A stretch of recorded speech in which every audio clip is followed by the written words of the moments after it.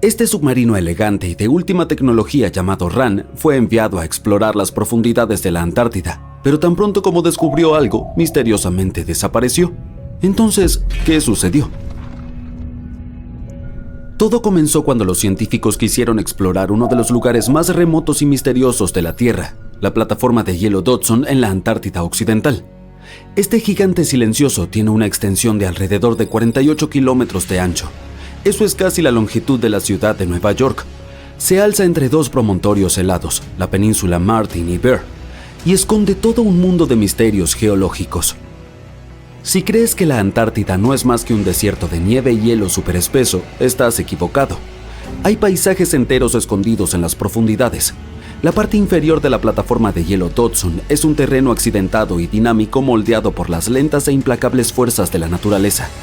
Hay formaciones de hielo imponentes, depresiones profundas y estructuras extrañas que se extienden por cientos de metros. Los científicos se sienten sumamente curiosos al respecto, pero como puedes imaginar, este paisaje no es nada fácil de explorar. Para saber más, tuvimos que escanear el área con satélites o intentar perforar la nieve, tratar de armar el panorama completo pieza por pieza. Sin embargo, estos métodos solo nos han dado pistas imprecisas. El verdadero avance ocurrió cuando científicos idearon la idea de permitir que submarinos lo exploraran. Los sumergibles autónomos podían adentrarse en las profundas aguas heladas bajo la plataforma de hielo Dodson y revelarnos qué ocurría allí abajo. Estos exploradores robóticos cuentan con fantásticos sistemas de sonar avanzados. Es lo mismo que hacen los murciélagos o los delfines. Pueden usar el sonido para ver el mundo. Básicamente envían ondas sonoras bajo el agua y cuando estas chocan con algo, como la capa de hielo arriba o el fondo marino abajo, rebotan de regreso al sistema. Los animales perciben cuánto tiempo tardan las ondas sonoras en regresar y cómo cambian, y esto los ayuda a comprender qué está ubicado dónde. Por ejemplo, los chasquidos que emiten los delfines les señalan dónde están los peces. Hemos copiado este ingenioso truco evolutivo y lo hemos adaptado a nuestra exploración submarina, solo que nuestra versión es mucho más impresionante, con un nivel de precisión superior, lo que nos permite crear mapas tridimensionales detallados del entorno. El submarino RAN fue uno de los exploradores robóticos. Recibió su nombre en honor a la deidad nórdica del mar. RAN había sido meticulosamente programado para navegar por un paisaje traicionero de la Antártida. Pero incluso con todo ese entrenamiento, su viaje condujo a un final inesperado y escalofriante. En 2019, RAN fue enviado a explorar las profundidades bajo la plataforma de hielo Dodson. Fue un héroe, el primero en emprender una misión como esta. El equipo decía que era como ver el otro lado de la luna. Durante 27 días seguidos, trabajó incansablemente. Viajó más de 998 kilómetros bajo el espeso hielo. Es como un viaje de París a Berlín. RAN fue más lejos y más profundo de lo que cualquiera podría haber imaginado. En un momento dado, llegó a adentrarse más de 16 kilómetros en las entrañas del glaciar. Y lo que descubrió allí fue asombroso. Los científicos pensaban que habría algunas superficies de hielo lisas y uniformes, pero RAN reveló un fondo marcado por enormes grietas y crestas. Había formaciones que parecían dunas de arena congeladas en el tiempo, y finalmente encontró unos patrones misteriosos en forma de remolinos y lágrimas. Todo parecía más arte que geología. Esto en realidad cuenta la historia de las plataformas de hielo y el océano que las rodea. El agua tibia se infiltra debajo del hielo y lo derrite desde abajo. A veces lo suaviza, pero en otras ocasiones esculpe estas extrañas y desiguales formas que parecen patrones y dibujos. Y algunas de estas son enormes, con más de 396 metros de longitud. Eso es aproximadamente el tamaño de 3 campos y medio de fútbol. La razón por la que parecen garabatos giratorios es porque la Tierra gira. Esto hace que el agua se mueva de maneras especiales, doble las formas y dibuje estos espirales. Esto se llama efecto Coriolis. Imagina que estás en un carrusel e intentas lanzar algo, como una pelota. Seguiría una curva, no una línea recta. Lo mismo ocurre con el agua en la Tierra. Más tarde, los científicos encontraron patrones similares en otras plataformas de hielo en la Antártida, aunque no eran tan impresionantes como los de Dodson. Pero RAN también descubrió algo aterrador. Resulta que estas aguas cálidas, además de ser grandes artistas, representan un peligro enorme. La plataforma de hielo Dodson no está simplemente flotando de manera serena en el mar. Forma parte de un sistema muy delicado y actúa como una barrera protectora que retiene enormes glaciares en el oeste de la Antártida. La plataforma de hielo está flotando en el océano, pero aún está conectada a la Tierra.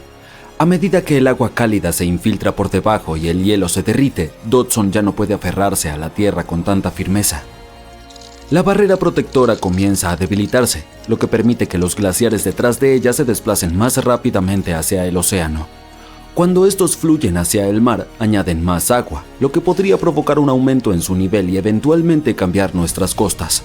Rand tropezó con enormes bolsas donde el hielo se derretía a un ritmo alarmante, todo debido a fuertes corrientes submarinas. Era como ver un reloj de arena en el glaciar. Había mucho en juego, pero afortunadamente el submarino estaba preparado. Esta vez logró regresar. Y luego funcionó durante 5 años más. Les proporcionó a los científicos toneladas de datos útiles. Las misiones eran desafiantes. Podía haber periodos en los que Rand se deslizaba en la cavidad completamente oscura bajo los glaciares y pasaba hasta 24 horas sin comunicarse. Pero estaba mapeando cada pico y cada valle. Adquirió experiencia de más de 40 misiones bajo el hielo. Luego, a principios de 2024, Rand emprendió una misión al glaciar Whites. El proyecto fue audaz desde el principio. Este lugar también es conocido ominosamente como el glaciar del juicio final. Se le llama así porque se está derritiendo lentamente y tiene el potencial de elevar los niveles del mar en todo el mundo si colapsa, lo que causaría catástrofes por todas partes. Por eso Rand fue enviado a explorar sus entrañas, un lugar que nunca antes se había cartografiado tan minuciosamente. La idea era descubrir los secretos del glaciar, estudiar cuán rápidamente se estaba derritiendo y por qué. Esta fue la segunda vez que Rand exploró el Whites. Durante la visita anterior, se convirtió en el primer submarino en mapear la parte inferior del glaciar. Rand estaba explorando las profundidades desde 198 metros hasta 504 metros. Envió muchos datos sobre cómo el glaciar del Apocalipsis se estaba derritiendo lentamente debido a las cálidas corrientes oceánicas. Pero al aventurarse en estas profundidades heladas, algo salió mal. De la nada, Rand desapareció, sin advertencia, sin dejar rastro. En un momento estaba enviando datos cruciales y al siguiente se había deslizado en el abismo, sin señales de auxilio, sin transmisión final. No regresó al punto al que se suponía que debía volver. La gente organizó búsquedas exhaustivas. Los helicópteros sobrevolaban la zona, los drones zumbaban a través de los cielos helados, pero no apareció ningún rastro del sumergible en el perímetro del glaciar. Después de un tiempo, las baterías de Rand seguramente se agotarían. Así que a estas alturas definitivamente había sido tragado por el abismo bajo 457 metros de hielo. Fue una gran y triste pérdida para el equipo. Los científicos de la Universidad de Gotemburgo ahora buscan reemplazar a Rand y continuar su importante investigación bajo Whites.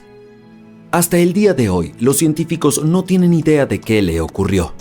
Algunos dicen que pudo haber quedado atrapado en el hielo, mientras que otros creen que fue arrastrado por una corriente invisible. También podría haber chocado con algo inesperado. Cualquiera que sea la verdad, su desaparición ha dejado a los científicos atónitos y parece que la plataforma de hielo guardará sus secretos un poco más. Al menos obtuvimos un valioso tesoro de conocimiento del viaje de Rand. Los científicos continúan explorando la Antártida en busca de la historia que se esconde bajo la nieve. Por ejemplo, descubrieron que hace aproximadamente 90 millones de años, un exuberante bosque templado florecía cerca del Polo Sur. Revelaron un mundo antiguo mucho más cálido de lo que imaginaban.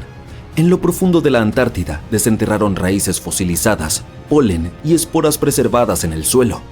Todo esto muestra que hubo un bosque lluvioso y pantanoso que floreció a pesar de meses de oscuridad polar. Todos estos descubrimientos pueden cambiar nuestra comprensión del clima de la Tierra, tanto del pasado como del futuro. Hay un barco a la deriva en algún lugar del océano sin tripulación.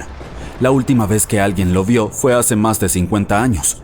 Su historia recuerda a la del holandés errante, una embarcación destinada a navegar eternamente y a traer desgracia a quien la vea en el mar, o al menos eso dice la leyenda. Pero a diferencia del holandés errante, el SS Weichimo fue definitivamente real. Este fue construido para una compañía alemana en Hamburgo y comenzó como un barco de carga común. Comenzó a comerciar suministros entre Hamburgo y Suecia en el mar Báltico a partir de 1914. Tenía un potente motor de vapor y un casco hecho de acero. Unos años después pasó a ser propiedad británica. Luego, en los años 20, una compañía canadiense lo compró por alrededor de $18,000, una cantidad de dinero enorme en aquel entonces. El nuevo propietario, la compañía de la bahía de Hudson, utilizó activamente el barco durante varios años. Frecuentemente lo enviaban en viajes desde su puerto base en Escocia hacia Siberia, Alaska, el Yukón y los territorios del noroeste. También navegaba por el Canal de Panamá e incluso por el Canal de Suez, llevando a bordo pieles de animales para la venta. A veces también transportaba pasajeros. Había completado 9 viajes exitosos antes de que esta racha de buena suerte llegara a su fin. A partir de la década de 1930, el SS Baichimo comenzó a tener problemas con el hielo y las tormentas. Cuando quedó atrapado por primera vez en el hielo en octubre de 1931, algunos de los tripulantes lograron escapar hacia Alaska. 15 de los 22 marineros decidieron quedarse con su barco e intentar salvarlo. Llevaban a bordo pieles y otras cargas valiosas valoradas en aproximadamente $58,000. La empresa les envió suministros para sobrevivir el invierno. Establecieron un campamento cerca del barco con escotillas, lonas y otros materiales y descargaron la carga. A fines de noviembre, una ventisca azotó la zona y parecía que se había llevado el barco consigo. La plataforma de hielo había resistido, pero la embarcación se había soltado. Algunos miembros de la tripulación estaban seguros de que había naufragado, pero poco después escucharon a uno de los lugareños que había avistado su barco a unos 72 kilómetros de su campamento. La tripulación siguió adelante con sus vidas y el barco comenzó su viaje como un buque fugitivo. La gente avistaba el SS Baichimo aproximadamente una vez al año hasta 1969. Por lo general era visto cerca de la costa de Alaska. Un hombre que iba hacia Nome con su trineo de perros, prospectores, exploradores y cazadores de tesoros, todos afirmaron haber visto el SS Baichimo. Alguien intentó abordarlo y llevarlo al puerto, pero terminó varado en él durante días debido al terrible clima. Otros tuvieron más suerte y lograron llevarse un bote ballenero, algunos muebles y otros objetos valiosos del barco. Aquellos que se acercaron a él vieron que estaba dañado y le faltaba la hélice. Aún así se mantuvo a flote sin tripulación durante al menos 38 años y se convirtió en el barco fantasma que más tiempo ha navegado en la historia.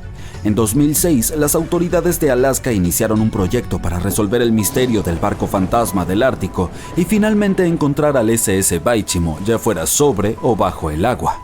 Sin embargo, hasta ahora no se ha tenido éxito. El SS Baichimo sigue siendo uno de los aproximadamente 4,000 barcos que han desaparecido frente a las costas de Alaska. Si la leyenda del siglo XVII no miente, este barco fantasma podría estar navegando en algún lugar junto al holandés errante.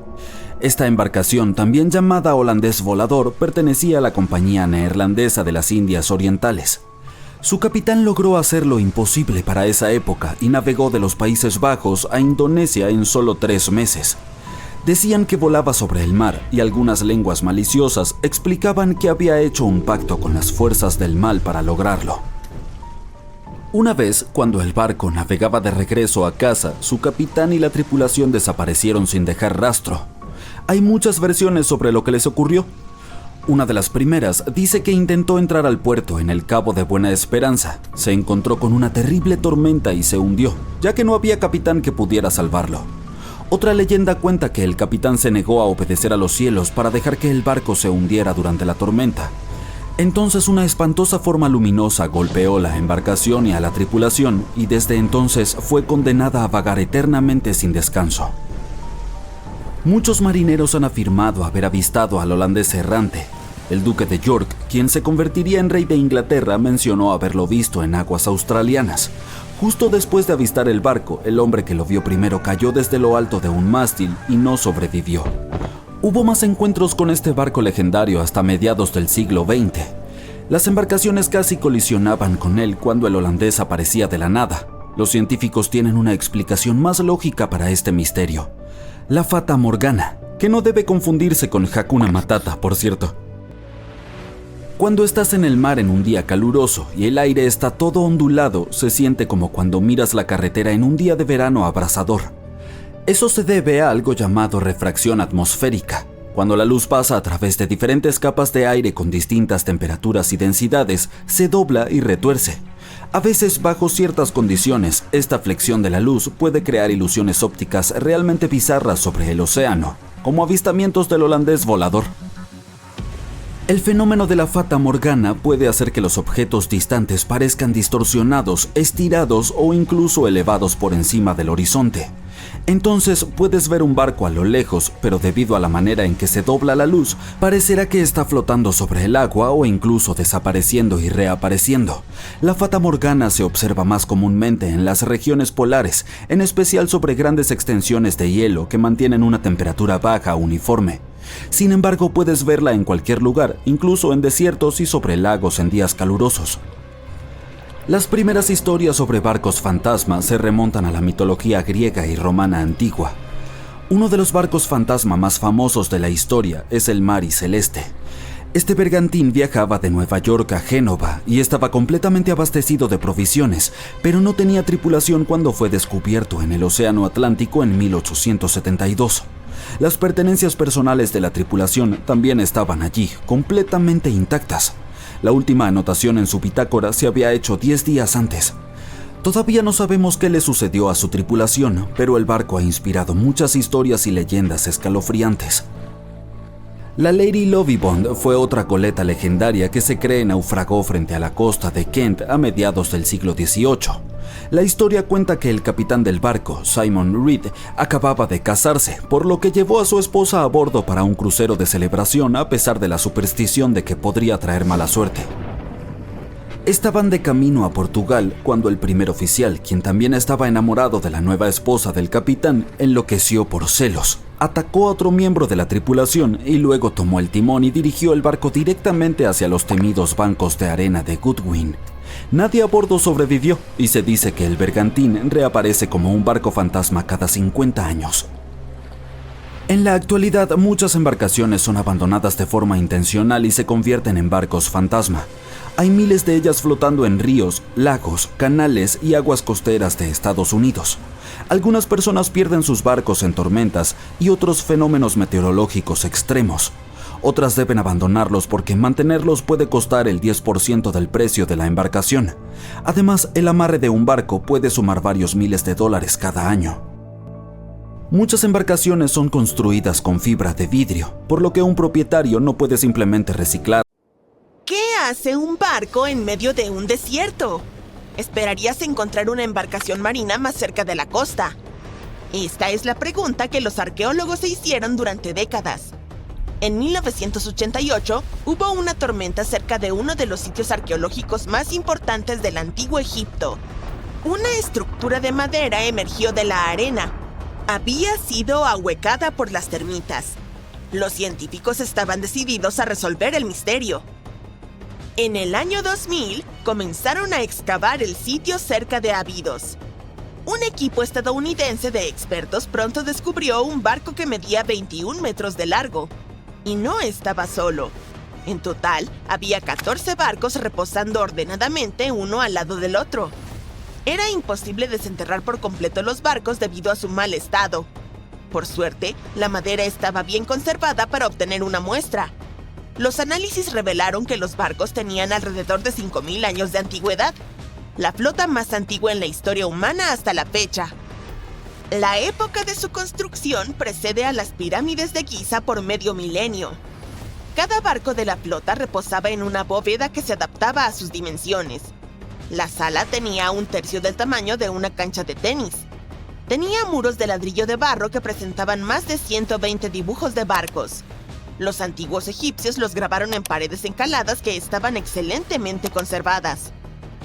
Los científicos han conocido estas misteriosas cámaras desde hace más de un siglo. Un arqueólogo británico, Arthur Wiggle, se topó con una estructura extraña al oeste del río Nilo. Su equipo logró vislumbrar las paredes interiores. Lamentablemente, una sección del techo colapsó, por lo que tuvieron que cancelar la exploración. Los investigadores abandonaron el sitio, pero su ubicación permaneció en los mapas. La posición de los barcos primero llevó a los científicos a pensar que descansaban sobre un banco del poderoso Nilo. Pero había un problema con esta teoría. Hoy en día, el río fluye casi 11 kilómetros al oeste de Abidos. Estudios adicionales del terreno circundante mostraron que el Nilo no cambió su curso a lo largo de la historia. Además, si los barcos flotaran cerca de un muelle, estarían en posiciones inestables. Los 14 barcos de Abidos estaban perfectamente paralelos entre sí. Solo había una conclusión posible. Alguien los había colocado intencionalmente de esa manera, con mucho esfuerzo. Cada barco tenía espacio suficiente para 30 remeros. Estas embarcaciones podían flotar, no eran modelos, pero los académicos aún no saben si realmente navegaron por algún cuerpo de agua en el antiguo Egipto. Esto no disminuye la importancia del hallazgo. Anteriormente, los arqueólogos solo encontraron modelos a pequeña escala. Solo en la tumba del rey Tutankamón había 35 modelos de barcos. Durante mucho tiempo, estas figurillas fueron las únicas pistas sobre cómo eran las embarcaciones del antiguo Egipto. El diseño de los barcos confirma que eran auténticos. Son los ejemplos más antiguos que se conservan de barcos construidos. Los pueblos de antes construían embarcaciones primitivas ahuecando grandes troncos de árboles. La alternativa era usar juncos que eran atados entre sí para formar una balsa. Los barcos de Abidos tenían tablones amarrados juntos. Este fue un avance significativo en la construcción naval. Durante su época, los barcos debieron parecer impresionantes. La madera era una mercancía valiosa en ese tiempo. No había madera en el desierto. El cedro tenía que ser importado desde el Líbano. La única persona que podía permitirse tal lujo era el faraón. Estudiar la zona alrededor de la antigua flota proporcionó más respuestas. Los científicos descubrieron una estructura de adobe donde los egipcios adoraban al faraón. La fecha aproximada de construcción coincide con la de los barcos de madera. Los mismos ladrillos con los que se construyó este edificio se utilizaron para revestir la flota. En el momento de su construcción, las salas donde estaban almacenados tenían un techo. Esa es la sección que los arqueólogos encontraron a principios del siglo XX. Al igual que las momias en ataúdes, estas magníficas naves descansaban dentro de espléndidas bóvedas. El exterior de estas salas también era impresionante. Las paredes exteriores originalmente tenían un revestimiento de piedra caliza blanca. Reflejaba la luz del sol. Bajo el sol del desierto, la estructura que albergaba los barcos debía brillar desde kilómetros de distancia. Los constructores del antiguo Egipto usaron la misma técnica para cubrir las pirámides 500 años después. Hoy en día, su superficie se ve irregular, pero no siempre fue así. Cuando fueron construidas, las pirámides tenían una capa superior de fina y blanca piedra caliza. Su superficie era suave y brillaba a la luz del sol. En lugar de tener escalones, la capa exterior de las pirámides era más bien una rampa lisa. Los arqueólogos se quedaron con una última pregunta. ¿Qué faraón poseía la flota? La respuesta estaba a solo 1,5 kilómetros del sitio. Allí descansaba la tumba de un faraón de la quinta dinastía, Sesostris III. Su época y estilo de construcción coincidían con los de las cámaras con barcos. El final de su reinado podría explicar cómo los barcos terminaron en medio del desierto. El faraón probablemente falleció en el norte de Egipto. Luego, su cuerpo fue transportado por el Nilo hasta Abidos en una maravillosa procesión de barcos decorados. Los barcos fueron posteriormente dejados en cámaras cerca del lugar de descanso final de su propietario. Esto tenía un significado simbólico. En el sistema de creencias de los antiguos egipcios, los barcos desempeñaban un papel clave. Su deidad suprema era Ra. Él viajaba por el cielo durante el día en forma del sol. Durante la noche, navegaba por el inframundo en una barca solar. El faraón se identificaba con Ra. Por eso necesitaba barcos en el más allá. Esa era la única forma de regenerarse, así como el sol sale todos los días por el horizonte. Esta creencia existió durante miles de años. El faraón más famoso, Keops, también tenía un barco. Los científicos lo encontraron en 1954 junto a su pirámide en Giza. Es unos 4 siglos más joven que la flota de Abidos, pero el barco de Keops era casi 2 veces más largo. La Gran Pirámide de Giza y la tumba de Tutankamón son 2 de los hallazgos arqueológicos más famosos de Egipto. Pero hay muchos más secretos ocultos bajo las interminables arenas del desierto del Sahara. En 2020, los arqueólogos encontraron una ciudad perdida allí. La han catalogado como el descubrimiento más importante desde la tumba de Tutankamón en 1922. La ciudad de Atón tiene unos 3.000 años. Los historiadores esperan que les brinde una visión única de la vida cotidiana de los antiguos egipcios. El famoso arqueólogo y egiptólogo Zahi Hawass proclamó el sitio como una ciudad dorada perdida. Atón se encuentra a unos 500 kilómetros al sur de la capital de Egipto, El Cairo. Está cerca del famoso Valle de los Reyes. Los arqueólogos encontraron primero secciones de muros de adobe que se extendían en todas las direcciones. Descubrieron habitaciones completas con herramientas de la vida cotidiana en su interior. El equipo de investigación desenterró una panadería, un barrio residencial y un distrito administrativo. Todos datan de la época en la que la civilización egipcia era la más próspera de su extensa historia. Ellos también fueron los primeros en crear objetos de hierro. En 1911, los científicos encontraron un conjunto de cuentas de hierro cerca de un pueblo del Bajo Egipto. Estos son los artefactos de hierro más antiguos conocidos.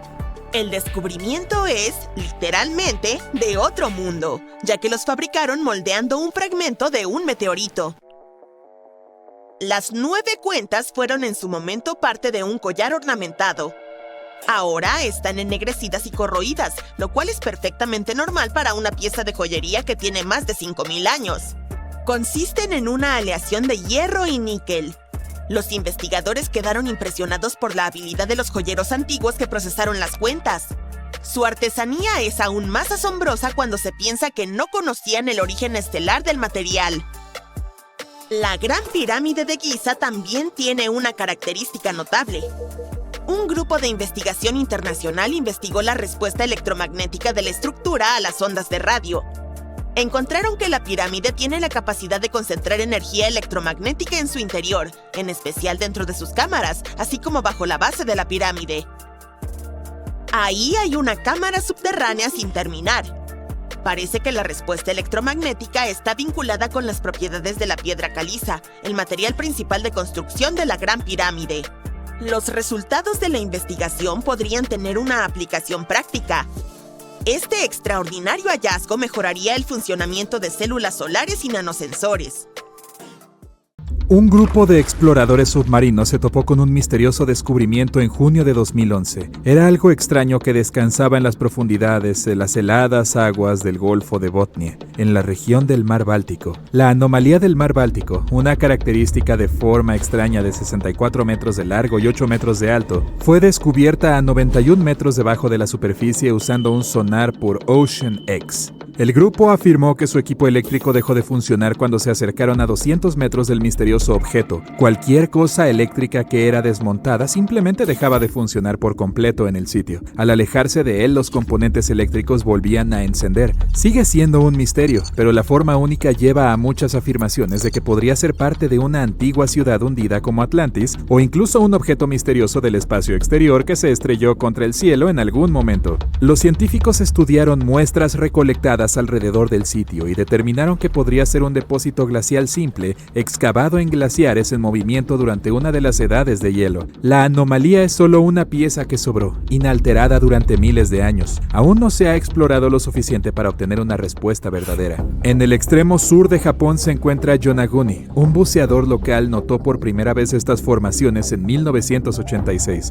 mientras buscaba nuevos sitios de buceo para turistas. Cuando vio los grandes escalones que parecían una pirámide, decidió que debía haber descubierto una ciudad submarina. Los arqueólogos creen que las estructuras pertenecen a una civilización legendaria olvidada hace mucho tiempo, como la Atlántida que desapareció bajo las olas hace miles de años. Las estructuras dentro de la pirámide, que se asemejan a mampostería como castillos y un estadio, están conectadas por caminos y lo que parece ser grandes muros en todos los sentidos. Las marcas en la piedra muestran trabajos de cantera con caras descoloridas y rocas esculpidas en forma de animales, pero otros expertos dicen que la simetría de las rocas no es tan perfecta como se informó y que parece ser roca sólida en lugar de bloques tallados. Para ellos, es solo una coincidencia. Se están realizando investigaciones para determinar si realmente se trata de una civilización perdida o de la naturaleza simplemente divirtiéndose un poco. El monumento a Lincoln es de tamaño gigantesco y la vista de la piscina reflectante hipnotiza a los visitantes. Para los entusiastas que aman la historia, la búsqueda del famoso error de letras talladas en las paredes también es parte del viaje. Con grandes esperanzas para el futuro, no se aventuró ninguna predicción con respecto a él, excepto que el escultor deletreó accidentalmente futuro con una E en lugar de una F. Hay una cámara en los cimientos del edificio que también merece una visita. Incluso puedes encontrar una estructura similar a una cueva donde se forman estalactitas a partir del agua que gotea por la piedra caliza a través de una puerta secreta. Hay grafitis de trabajadores de la construcción desconocidos en las columnas de soporte dentro de este espacio cavernoso, alrededor del extremo norte de Queensland, Australia. Una formación de nubes poco común que se abre paso al amanecer asusta a los turistas.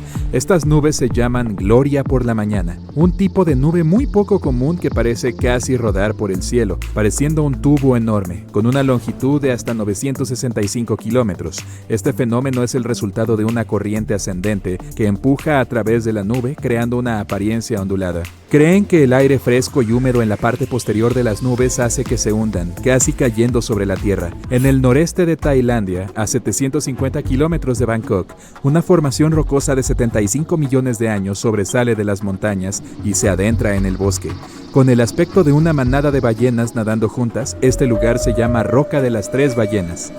Hace millones de años esta área era solo un desierto, pero la evidencia arqueológica del periodo Cretácico, cuando el T-Rex y el Triceratops estaban ahí, muestran que la Tierra estaba cambiando de manera bastante dramática en ese momento. Se cree que las montañas de arenisca fueron levantadas por la tectónica de placas y la erosión del río Mekong. Resultó en las formaciones rocosas de formas extrañas que se destacan en la actualidad. Cualquiera que esté dispuesto a recorrer la red de senderos puede llegar al lugar y encontrar cascadas, una gran variedad de plantas y animales. Desde lo alto de estos enormes monolitos, las playas del Mekong, las montañas y los bosques se extienden en todas direcciones. Uno de los libros más comentados del siglo XX fue un texto antiguo que nadie podía leer. El manuscrito Voynich fue descubierto en 1912 y es el texto más misterioso del mundo. Parece que está ocultando muchos secretos al mundo. La escritura a mano en el interior es de un idioma o código desconocido. Está muy ilustrado con imágenes extrañas de objetos desconocidos y símbolos del zodiaco. Los dibujos de diferentes plantas son lo más intrigante del libro, ya que ninguno coincide con ninguna especie de planta en la Tierra que los científicos conozcan. Un profesor de lingüística aplicada en Inglaterra afirmó haber descifrado algunos de los personajes del libro, pero hasta el momento todo sigue siendo ininteligible. Los relámpagos de Medusa son descargas eléctricas en lo alto de la atmósfera de la Tierra. Están asociados con poderosas tormentas eléctricas, pero no son las mismas nubes que nos dan lluvia. Estas están de 48 a 80 kilómetros sobre el suelo. En la mesósfera, las luces artificiales en la noche hacen que sea mucho más difícil ver este tenue relámpago, pero puede tener más de 48 kilómetros de ancho. Los espíritus rojos son un tipo de plasma frío que se descarga sobre una nube de tormenta y se vuelve rojo con el nitrógeno en la atmósfera. Funcionan como un equilibrio de las cargas de rayos entre las nubes de tormenta y el suelo debajo. Cuando las bajas temperaturas golpean las huertas en Michigan, los madrugadores locales se despiertan con inusuales esculturas de hielo que cuelgan de las ramas de los árboles. Manzanas fantasma, manzanas de hielo perfectamente formadas. Encontrar una es muy difícil ya que todo tiene que ser perfecto para que esto suceda y tiene que hacer un frío glacial. Este raro fenómeno meteorológico hace que las manzanas se congelen en la rama y la lluvia las cubra con una fina capa de hielo. Luego las manzanas se deshacen y se filtran como puré de manzana, dejando solo la hermosa cáscara de hielo. El arco Gateway en la ciudad de St. Louis es como mirar atrás en el tiempo. Lo que la mayoría de los visitantes no saben es que el arco también da un vistazo a su construcción. Es el monumento nacional más alto de los Estados Unidos. Mide 192 metros de alto y 192 metros de ancho. Fue construido para resistir terremotos y vientos fuertes y puede oscilar desde 2,5 6,5 centímetros a 45 centímetros con un viento de 32 kilómetros por hora. También contiene las historias de más de 700,000 personas de St. Louis guardadas en una cápsula del tiempo soldada a la parte superior, encontrado en cualquier área montañosa cubierta de nieve, como las montañas rocosas. El viento, la temperatura, la nieve, el hielo y la humedad deben trabajar juntos para que pueda ver los anillos fenomenales conocidos como rosquilla de nieve. Comenzando con una capa bastante delgada de nieve húmeda en el suelo, debe asentarse sobre hielo o nieve en polvo. Luego, una brisa lo suficientemente fuerte tiene que mover una capa en forma de rosquilla y comenzar a rodar suavemente por una colina, como una bola de nieve. Una vez que deja de rodar, puede ser del tamaño de una pelota de béisbol o tan grande como un neumático de automóvil. Todo depende de la fuerza del viento ese día. Una rosquilla de nieve recién formada no resistirá mucho tiempo, ya que el polvo es bastante ligero. El mecanismo de Anticitera es un tipo de computadora antigua que desconcierta a la comunidad científica con su extraordinaria mecánica. Un barco griego se hundió frente a la costa de la isla de Anticitera hace unos 2000 años. Solo fue descubierto en 1900 por buceadores de esponjas. Los arqueólogos comenzaron a clasificar los artefactos recuperados de los restos cuando se encontraron con un objeto que no parecía encajar en el momento en el que fue creado. La máquina parecía seguir el tiempo, los movimientos de las estrellas, los eclipses, las fases lunares e incluso las cuentas atrás para eventos como los Juegos Olímpicos, con una precisión asombrosa. Ningún mecanismo se acercaría a esto hasta el siglo XIV, cuando comenzaron a construir relojes con engranajes en Europa. Los arqueólogos en Turquía creen que pudieron haber encontrado la construcción arquitectónica más antigua conocida del mundo. Tiene más de 10.000 años, según los expertos. Encontrados en comunidades agrícolas antiguas, estos pilares monolíticos tenían hasta 5,5 metros de altura. Probablemente se usaron para eventos sociales y rituales, pero no se sabe mucho sobre ellos. Algunas de estas grandes estructuras de piedra tenían forma humana, con tallas de animales y anillos de piedra incorporados. Recientemente, los arqueólogos han encontrado edificios rectangulares alrededor del sitio. Las comunidades que construyeron estos monumentos fueron el comienzo del paso hacia la civilización moderna. Cuando piensas en una escena épica del desierto, con un sol abrasador, dunas sin fin y esos mágicos pequeños oasis, probablemente imaginas el legendario Sahara, ¿verdad? Pero, ¿qué pasaría si te dijera que hace 11.000 años esta vasta extensión de arena caliente lucía muy diferente de cómo se ve hoy? No lo sé, no estaba por ahí entonces. Pero me dicen que antes, lo que ahora llamamos desierto era un paraíso exuberante, lleno de lagos, ríos, llanuras llenas de hierba e incluso bosques frondosos. ¿A dónde se fue toda esa agua? Hay muchas historias sobre el pasado distante de nuestro planeta, cuando los desiertos estaban cubiertos de selvas y bosques, y luego ocurrió algo, como cambios climáticos o terremotos colosales, que convirtió las tierras verdes en dunas. Pero, ¿qué tal una teoría que afirma que el Sahara se convirtió en un desierto por causa de los humanos y... ¿las cabras? El Sahara ha experimentado su cuota justa de drama entre húmedo y seco a lo largo de los tiempos, principalmente gracias a pequeños cambios en la inclinación orbital de la Tierra que causan variaciones en la cantidad de radiación solar que llega a la atmósfera. Incluso hubo épocas llamadas los periodos húmedos africanos cuando la lluvia caía y transformaba el paisaje seco en un paraíso verde brillante. Pero entre 8.000 y 4.500 años atrás, algo extraño le sucedió a esta región. Ciertas zonas pasaron de húmedas a secas demasiado rápido como para explicarlo solo con cambios orbitales.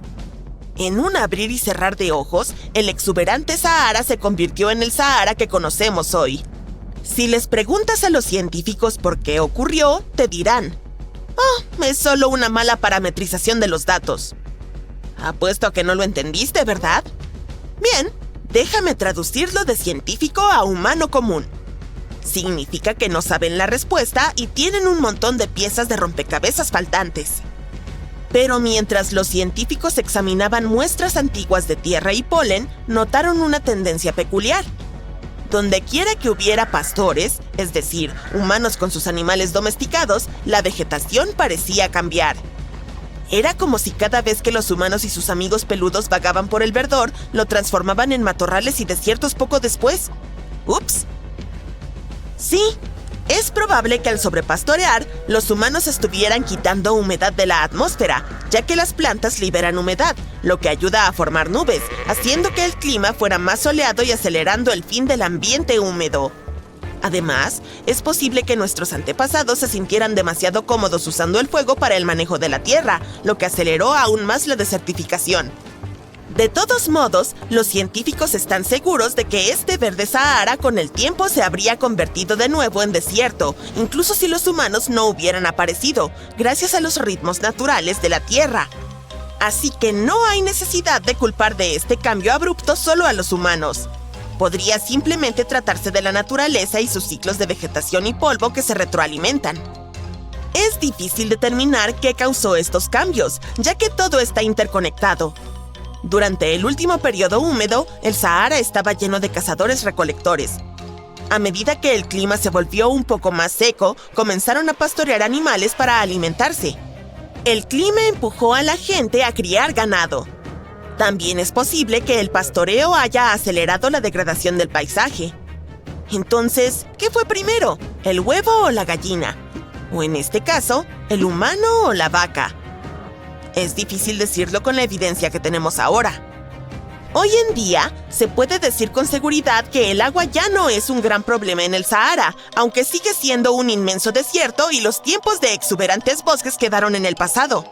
Pero la tecnología nos salva. Por ejemplo, el sistema acuífero de arenisca de Nubia, el mayor depósito de agua subterránea del planeta.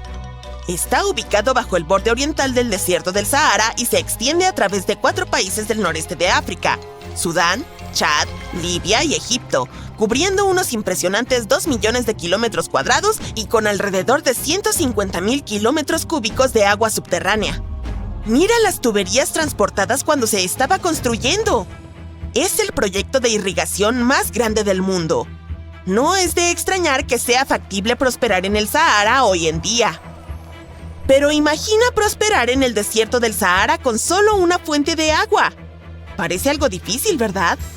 Sin embargo, los antiguos garamantes hicieron precisamente eso. Sobrevivieron e incluso vivieron durante casi 1000 años sin monzones ni ríos que fluyeran hacia su paraíso desértico. Estas personas inteligentes fueron los pioneros de la vida urbana en las arenas, y ni siquiera los romanos pudieron evitar notar su genialidad. Mientras muchos pensaban que solo eran salvajes del desierto, los garamantes estaban ocupados construyendo un imperio en uno de los climas más duros de la Tierra. ¿Pero cómo lo hicieron? Pues eran ingeniosos, así que cavaron un montón de túneles subterráneos para acceder a un enorme acuífero de arenisca. Literalmente, estaban exprimiendo cada gota de vida de debajo de las dunas. Pero recientemente, las investigaciones mostraron que los garamantes no solo eran trabajadores, también tenían bastante suerte. Los garamantes tenían un acuífero subterráneo que llevaba agua hasta una colina donde construyeron más de 500 fogaras, que son sistemas de riego, y algunas se extendían hasta 4 kilómetros. Era como tomar agua con un sorbete, lo que les permitió regar sus cultivos durante casi un siglo, especialmente porque incluso una pequeña cantidad de lluvia ayudaba a recargar el sistema. Pero, con el tiempo, debido a la insuficiencia de lluvia, el acuífero se agotó, y alcanzarlo de nuevo hubiera significado excavar más túneles y depender de más personas. Ese es un problema complicado, considerando que estaban en medio de una escasez de alimentos y agua. Supongo que no hace falta que te diga qué le sucedió a los garamantes, ¿verdad? La caída de la cultura garamantiana podría estar vinculada a varios factores. Quizás haya sido por cambios climáticos o por el uso excesivo de sus recursos hídricos. En aquella época, el desierto del Sahara era, de hecho, tierra agrícola fértil, gracias en parte al ingenioso sistema de riego que los garamantes crearon. Pero debido a que el agua fósil no se puede reponer, con el tiempo, los niveles de agua subterránea descendieron bastante. Esto probablemente jugó un papel importante en el declive del reino hacia finales del siglo VII después de Cristo. Eso suena como alguien que ganó la lotería, se gastó todo el dinero y regresó a su antiguo trabajo poco atractivo una vez que la cuenta bancaria quedó completamente vacía. Por cierto, aunque los garamantes hayan dejado algunos mensajes de sabiduría secreta para nosotros, lo más probable es que nunca entendamos lo que querían decirnos. Nadie sabe qué idioma usaban, y sus textos son casi indescifrables para nosotros hoy en día. Pero volvamos al Sahara Verde. Entonces, se transformó en un desierto hace unos 4.500 años, pero hoy en día podemos entender cómo vivía la gente en esos tiempos en el Sahara gracias a los parques naturales de África que tienen la mejor galería de arte al aire libre. Hay más de 15.000 pinturas y grabados antiguos que representan la vida cotidiana de hace alrededor de 11.000 años. Sin embargo, si los grabados no son suficientes y sientes deseos de visitar un verdadero desierto verde, solo tienes que reservar un vuelo a California. Uno de los fenómenos más hermosos del mundo, la superfloración, ocurre allí. Mira todos estos colores: naranja, verde, rosa. Es un milagro. Las flores silvestres crecen en medio de un desierto caluroso después de varios años de lluvias en lugares secos. Es un paisaje tan brillante y colorido que las superfloraciones pueden verse desde el espacio. Este fenómeno raro puede observarse en otros lugares áridos y desiertos del oeste y sur de África, Australia Occidental y Chile. En todos estos sitios, el clima es muy caluroso y seco en verano. En invierno llega aire húmedo, y este es un entorno ideal para la floración en gran cantidad. Las semillas de flores que yacen en las arenas del desierto pueden esperar décadas antes de comenzar a crecer. Cuando el sol abrasador destruye toda la maleza y el pasto, y la lluvia es suficiente para humedecer el suelo, las semillas piensan algo así como: muy bien, ahora es nuestro turno para mostrarnos. Y entonces llegan cientos de miles de turistas para sacar fotos y publicar estas hermosas imágenes en las redes sociales. Y este, desafortunadamente, es uno de los principales peligros para las flores. Por lo tanto, si te encuentras en un lugar como este, no recojas flores y no las pises. Mantente en el camino, no dejes basura, saca solo fotografías y deja solo huellas. ¿Entendido? Bien. Hace 1000 años, cerca de lo que hoy es la moderna St. Louis, Missouri, existía una ciudad vibrante y bulliciosa llamada Cahokia. Era una ciudad nativa americana, la más grande e influyente de la cultura mississippiana. En su apogeo alrededor del 1050 a.C., Cahokia albergaba a unas 30.000 personas, lo que la hacía más grande que París en ese momento. Pero lo interesante es que no tenía ningún mercado. Normalmente, el comercio era la columna vertebral de cualquier gran ciudad. Sin embargo, esta destacaba para los arqueólogos. Eso se debe a que Cahokia no giraba en torno al comercio, sino a la cultura, comunidad y fiestas. Las personas que vivían allí organizaban enormes celebraciones que duraban días. La característica más grandiosa de la ciudad era su plaza de 50 acres, rodeada por increíbles pirámides de tierra. Este espacio enorme podía albergar a más de 10.000 personas. Imagínalas a todas reunidas allí para festividades, bailando, bebiendo cafés y tés, festejando con venados y apostando en deportes. Los eventos eran súper animados. Los cahokianos solían llevar disfraces impresionantes, estilizar su cabello de formas interesantes y decorar sus cuerpos con tatuajes. Los atletas jugaban a un juego llamado Chunky, el cual consistía en arrojar lanzas a un disco de piedra rodante para ver quién se acercaba lo más posible. El rugido de la multitud llenaba el aire y los artistas demostraban sus habilidades. Estas celebraciones fueron tan desenfrenadas que dejaron huellas en la historia. Después de que las fiestas terminaban, los cahokianos limpiaban y arrojaban los restos en fosas. Arqueólogos descubrieron estos pozos de desechos y estaban llenos de restos de comida y cerámica. En una sola fosa se encontraron los restos de 2.000 ciervos, y eso es de un solo evento. También han encontrado restos de Yaupon Holly, una planta con cafeína que se comerciaba a cientos de kilómetros de distancia. Eso demuestra cuánto esfuerzo e ingenio los cahokianos ponían en sus celebraciones. ¿Te gustaría vivir en una ciudad así? Pero aparte de toda la diversión y los juegos, Cahokia era profundamente compleja y espiritual. La ciudad fue construida sobre un paisaje que mezclaba tierras secas con zonas pantanosas. Muchas personas creían que esto simbolizaba la conexión entre el mundo de los vivos y el de los muertos. La gente de Cahokia veía su ciudad como un puente entre estos dos reinos. Construyeron montículos de tierra, tanto para ceremonias y rituales como para apoyo en construcción. Estos se alzaban desde áreas pantanosas. Mientras tanto, las personas se asentaban en las zonas más secas. Caminos elevados conectaban estos vecindarios, lo que creaba un vínculo físico entre la vida y la muerte. ¿No es triste que algunas metrópolis antiguas que rivalizaban con las ciudades modernas en tamaño simplemente desaparecieran? La historia de Cahokia llegó a un silencioso final alrededor del año 1350 de nuestra era, cuando el asentamiento fue abandonado. Todo debido a cambios en el entorno y el clima, inundaciones y otros problemas. Pero la influencia de Cahokia fue tan grande que se extendió a lugares distantes.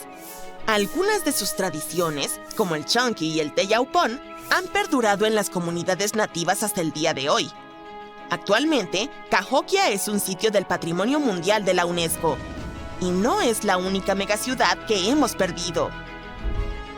Hace unos 5,000 años, la gente en el Valle del Indo construyó algunas de las primeras ciudades del mundo. Mohenjo-Daro fue una ciudad antigua ubicada en lo que ahora es Pakistán. Fue construida alrededor del 2500 a.C.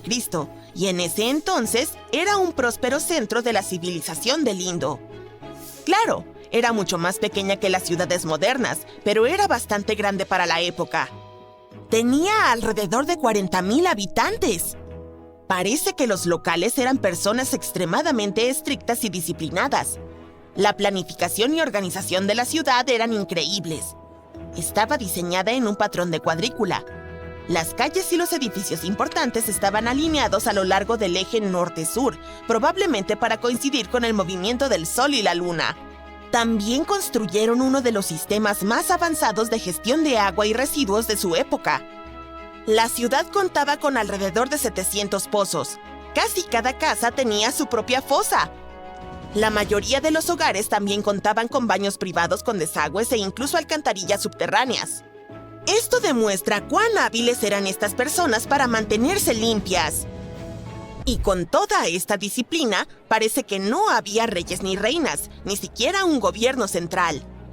Podrían haber tenido alguna autoridad, como élites locales o funcionarios electos, pero no una clásica monarquía estricta o una religión. En cambio, a las personas de allí les importaba la simplicidad y el orden. Básicamente, se gestionaban a sí mismas con métodos estandarizados para hacer las cosas, desde la fabricación de herramientas y cerámica hasta la manera en que comerciaban. Por ello, a diferencia de muchas otras ciudades, Mohenjo-Daro no tenía grandes palacios, templos ni monumentos. En su lugar, contaban con áreas públicas conocidas como ciudadelas. La gente se reunía en ellas para rituales, reuniones y almacenamiento de grano. Y parece que este estilo de vida funcionaba a la perfección. Los científicos encontraron algunos sellos y pesas, lo que indica que la economía estaba bien regulada. Arqueólogos descubrieron intrincados artefactos como marfil, lapislázuli, cuentas de cornalina y joyería de oro. Otro famoso hallazgo es la pequeña estatua de bronce conocida como bailarina, descubierta en 1926. Mohenjo-Daro no era pobre en absoluto. Y también construyeron algunos edificios increíbles. Mantenerse limpios era claramente mucho más importante para ellos que mostrar riqueza o poder. Así que crearon el Gran Baño, una de las estructuras más famosas de la ciudad. Es una gran piscina hermética construida con ladrillos cocidos, ubicada sobre un montículo de tierra, casi un sitio religioso, lo más cercano que tenían a un templo. Mientras tanto, la ciudad misma fue edificada sobre una serie de montículos. A lo largo de los siglos, crecieron a medida que se añadían nuevas casas y estructuras. ¿Por qué cayó? Nadie lo sabe realmente. Hay algo misterioso acerca de las esculturas que encontraron los arqueólogos. Muchas de ellas parecían estar intencionadamente rotas. Esto significa que los habitantes posteriores de la ciudad, tal vez invasores o algo parecido, las destruyeron por alguna razón. Algunos científicos piensan que el río Indo pudo haber cambiado de curso, lo que lo llevó a interrumpir la agricultura y el comercio. Pero no hay evidencia de una inundación o algún gran acontecimiento de este tipo. Parece que, con el tiempo, toda la civilización del Indo simplemente se desvaneció de forma gradual. Para 1900 años antes de Cristo, la cultura había cambiado y no dejó mucho atrás. Déjame contarte sobre la antigua ciudad de Kos, que se encuentra donde se erige la actual ciudad de Kos, en Grecia. Imagina llegar por mar y lo primero que te impacta es la grandiosidad de su ágora. Esta enorme plaza pública construida con piedras de diferentes colores, dispuesta en terrazas que se elevan ante ti. Era una de las más grandes del mundo antiguo y causaba una gran impresión en cualquiera que se aproximara a la ciudad. Este lugar tiene una historia rica que data de alrededor de 2300 años a 2200 a.C. Hace mucho tiempo, la gente local se reunió desde diferentes partes de la isla para formar una nueva ciudad en el noreste. Las personas han vivido allí desde la Edad del Bronce y con el tiempo, este se convirtió en un centro sumamente importante de cultura y comercio. Y no es de extrañar, ya que está cerca de un puerto natural.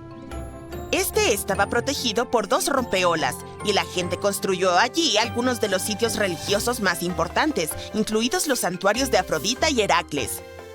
Kos no solo era hermosa, sino que tenía un diseño brillante.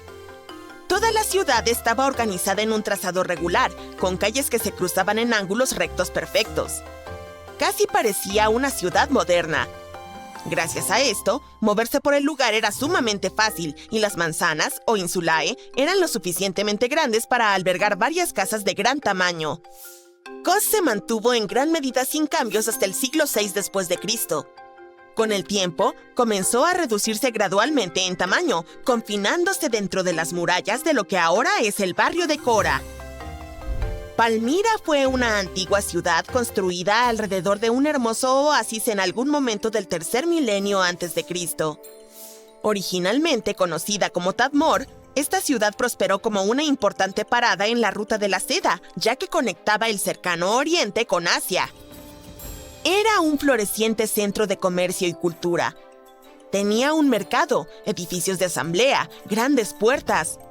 En otras palabras, este lugar estaba lleno de vida. La ciudad pasó por muchas manos a lo largo de su historia, desde los bizantinos hasta los califatos árabes, lo cual probablemente explica su impresionante arquitectura.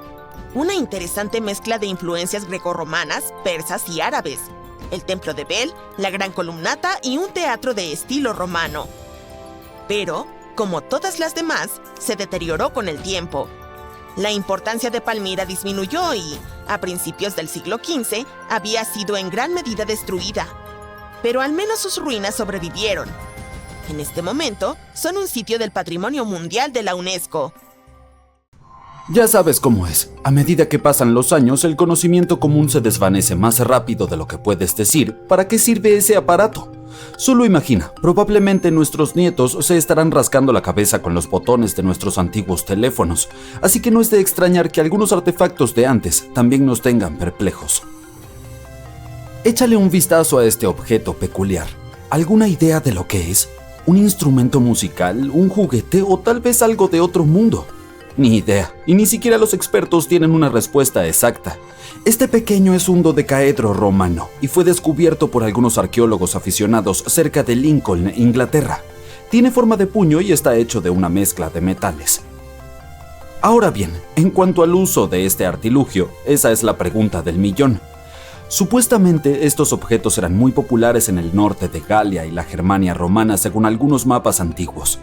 Dodecaedros similares han aparecido en Europa, Gran Bretaña e incluso a lo largo de la ruta de la seda marítima en el sur asiático. La trama se complica a medida que aparecen cada vez más de estos dodecaedros. Algunos tenían cera en su interior, lo que llevó a los científicos a pensar que eran candelabros. Otros creen que podrían haberse utilizado para tejer guantes, ya que no se ha encontrado ninguno en regiones cálidas. Incluso hay uno hallado en Ginebra que tiene los signos del zodíaco grabados, lo que ha provocado algunas teorías esotéricas sobre la adivinación. Es un descubrimiento reciente que dejó a todos asombrados. ¿Podría ser algún tipo de herramienta sagrada para los romanos? ¿Quién sabe? Tal vez sea la primera multiherramienta, inventada mucho antes de que las navajas suizas fueran conocidas. Las bolas de piedra talladas de Escocia son otro misterio histórico. Lo más probable es que daten del período neolítico tardío y vienen en varios tipos, desde arenisca hasta granito. Todas tienen aproximadamente el mismo tamaño y presentan patrones intrincados y uniformemente espaciados de jefes circulares o protuberancias. La mayoría de estos diseños tiene 6 protuberancias, pero el número puede variar de 3 a 160.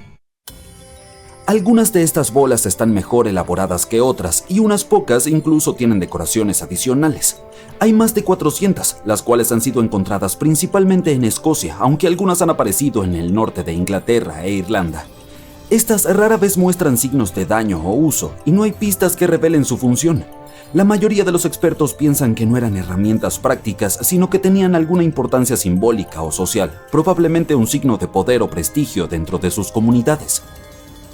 Los tambores de Folkton son 3 cilindros de piedra de la Gran Bretaña neolítica descubiertos a finales del siglo XIX en un túmulo funerario en Yorkshire del Este.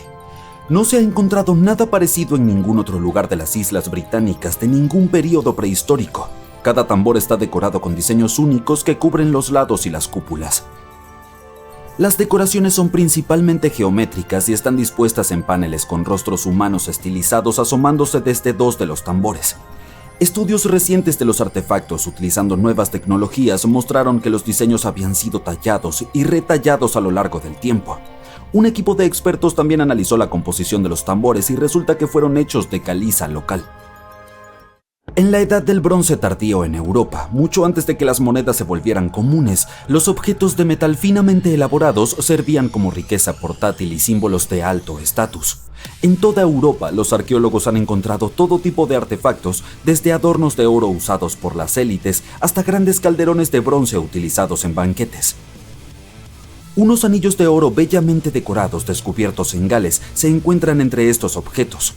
Son conocidos como anillos de bloqueo y puede que se hayan utilizado para sujetar el cabello. Están aplastados después de haber pasado casi 3000 años bajo tierra. Solían tener aberturas en forma de cono en cada extremo. Fueron hallados en diferentes momentos, pero probablemente eran usados como un par y fueron enterrados juntos en un solo montón.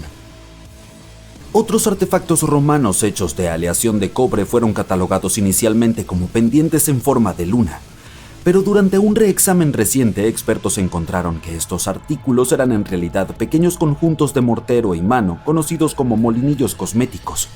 Eran utilizados para moler minerales para maquillaje y estaban diseñados específicamente para aplicar delineador y sombra en los ojos. Fueron confundidos con colgantes debido a los bucles de suspensión que permitían llevarlos en un cordón. Estos conjuntos de cosméticos del primer siglo de la era actual eran exclusivos de Gran Bretaña. Demuestran la influencia de los cosméticos importados y las tendencias de belleza de las provincias mediterráneas y romanas, incluida Egipto. El cubo Salzburgo, también conocido como hierro de Wolfsegg, fue descubierto a finales del siglo XIX en Austria. En realidad no parece un cubo, sino más bien un objeto redondeado con 2 lados planos. En el centro tiene una ranura y su superficie está cubierta de hoyos y cráteres. Trabajadores encontraron accidentalmente este artefacto cuando hicieron estallar un trozo de carbón. Se piensa que la veta de carbón de la que proviene tiene más de 60 millones de años. El cubo Salzburgo fue trasladado entre museos, desapareció misteriosamente a principios del siglo XX y luego volvió a aparecer. Algunos investigadores pensaron que podía ser un candelabro de la época victoriana, pero aún nadie conoce su verdadera historia ni su ubicación actual. Arqueólogos desenterraron un hallazgo histórico increíble en Pakistán, una antigua esfinge estimada en alrededor de 12.500 años de antigüedad. La región donde fue encontrada fue una vez un centro concurrido de la antigua civilización del Valle del Indo. Tenía una planificación urbana avanzada, arte intrincado y sistemas de drenaje sofisticados. El descubrimiento de la antigua esfinge es un buen ejemplo de su arte progresivo. Todos conocemos la gran esfinge de Giza, pero ¿cuál era el significado de la esfinge en la cultura del Valle del Indo? Esta tiene diseños y tallados que muestran escenas de sus actividades diarias, lo que significa que podría haber tenido un papel más complejo que el de un símbolo de poder o de guardián. Podría haber representado un equilibrio entre los seres humanos y la naturaleza, o incluso una deidad asociada con la agricultura. Arica, en Chile, se asienta sobre las dunas arenosas del desierto de Atacama, conocido como el desierto más seco del mundo. Mucho antes de que este pueblo costero fuera construido en el siglo XVI, el pueblo chinchorro consideraba a esta región su hogar. Los arqueólogos encontraron cientos de sus momias. La datación por radiocarbono mostró que estas tienen más de 7000 años de antigüedad, lo que las hace 2000 años más antiguas que las famosas momias egipcias. Los chinchorro usaban técnicas especiales para preservar las momias, no solo confiando en el clima seco para ello. Y a diferencia de los egipcios, no lo hacían solo por los miembros de la élite de su sociedad, sino por todos, sin importar la edad o el estatus que tuvieran. La gente que vive en Arica ahora está tan acostumbrada a encontrar momias en sus patios traseros que no les parece raro vivir entre ellas. En el invierno de 1850, una poderosa tormenta con mareas excepcionalmente altas golpeó la costa oeste de Orcadas, Escocia. El viento y las olas arrancaron el césped que cubría un montículo y revelaron estructuras construidas con piedra debajo. Un anticuario local decidió excavar la aldea que él creía que era de la Edad del Hierro. Logró desenterrar los restos de 4 casas y muchos artefactos de 2 aldeas. Los poblados habían sido enterrados bajo la arena, por lo que todo estaba muy bien conservado. La datación por carbono no existía en ese entonces, así que era difícil determinar la edad exacta de las aldeas. Casi un siglo después, con las nuevas tecnologías, los investigadores finalmente pudieron descubrir que el lugar era en realidad de los tiempos neolíticos. Todavía se pueden ver aparadores de piedra y camas de caja en las casas prehistóricas. Arqueólogos e historiadores que trabajan con el famoso ejército de terracota piensan que podría haber sido inspirado por o modelado a partir de esculturas griegas antiguas. Esto significaría que hubo un contacto cultural entre Oriente y Occidente antes de lo que pensábamos, mucho antes de la ruta comercial de la Ruta de la Seda. Probablemente hubo influencia occidental en China durante la era de su primer emperador, quien asumió el trono en 246 antes de la era actual. Antes de esa época, China no tenía una tradición de construir esculturas de tamaño natural. Los soldados de terracota anteriores eran mucho más pequeños, de menos de 25 centímetros de altura. Es posible que incluso haya habido artistas griegos presentes para entrenar a los escultores chinos. Es probable que hayas oído hablar de la misteriosa ciudad marina de la Atlántida. Era una utopía de alta tecnología donde la gente vivía feliz. Pero entonces sucedió algo y esta desapareció. Muchos creen que se encuentra en el fondo del Océano Atlántico. Pero, ¿y si hemos estado buscando en el lugar equivocado todo este tiempo? ¿Qué pasa si está en un sitio diferente de donde están tratando de encontrarla? ¿Y si todo este tiempo la Atlántida estuviera en medio del desierto del Sahara? Bueno, esta teoría inesperada tiene algunas pruebas, pero para estudiar esta versión, primero debes comprender qué era la Atlántida y cómo llegamos a conocerla. La primera mención de la misteriosa ciudad se produjo en el 360 a.C. El antiguo filósofo Platón escribió sobre ella. En su obra Diálogos, la describió como una tierra rica con tecnologías avanzadas. Sus habitantes eran poderosos, inteligentes y hermosos, como superhumanos. Describió en detalle la estructura de la ciudad, y esta fue la principal razón por la que mucha gente creía en la existencia de la Atlántida. Según sus registros, los atlantes construyeron este lugar en varios círculos concéntricos de piedra negra y roja. Luego los cubrieron con latón, estaño y metales preciosos. En la ciudad había canales de agua por los que navegaban los barcos. Los atlantes eran marineros, por lo que construyeron un pasaje desde su ciudad hasta el mar abierto. En internet se pueden encontrar muchos dibujos de la Atlántida creados a partir de las descripciones de Platón. Echa un vistazo a estos y a una foto real del Ojo del Sahara. Este lugar tiene la forma de varios círculos concéntricos. Parece como si una ciudad destruida hubiera dejado un rastro en la arena. Muchos usuarios en línea han escrito que la Atlántida estaba ubicada allí, pero nadie ha podido probarlo.